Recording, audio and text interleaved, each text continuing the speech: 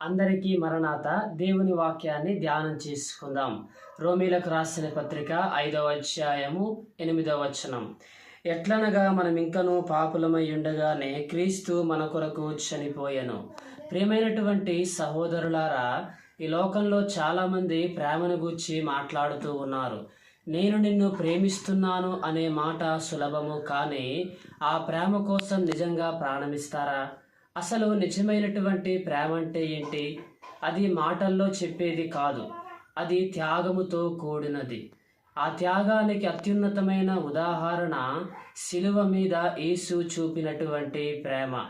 ఈరోజు నేను మీకు చెప్పబోయేటువంటి ప్రేమ సాధారణమైనది కాదు.